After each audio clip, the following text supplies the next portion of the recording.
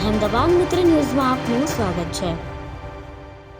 સુરત શહેરમાં હાલ commercial gas સિલિન્ડરની ભારે અછત પ્રવર્તી રહી છે। હોટેલ અને રેસ્ટોરન્ટ સંચાલકો મોંઘા ભાવે ગેસ ખરીદવા મજબૂર બન્યા છે, ત્યારે લોકોને આ મજબૂરીનો ગેરલાભ ઉઠાવતા એક બીજા બાદ ઠગને સરથાણા પોલીસે ઝડપી પાડ્યો છે।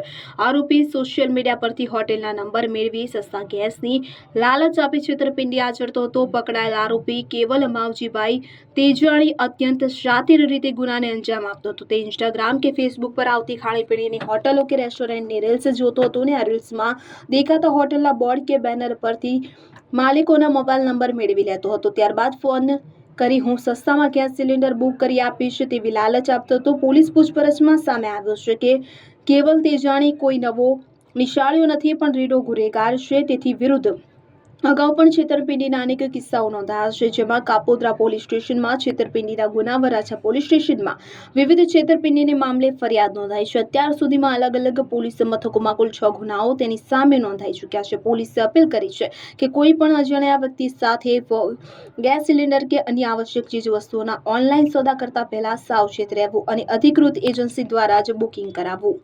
અહેમદાબાદ મિત્ર ન્યૂઝની યુટ્યુબ ચેનલને સબસ્ક્રાઇબ કરો અને બેલ આઇકોન જરૂરથી દબાવો, જેથી દરેક મહત્વના વિડીયોની નોટિફિકેશન તમને મળતી રહે।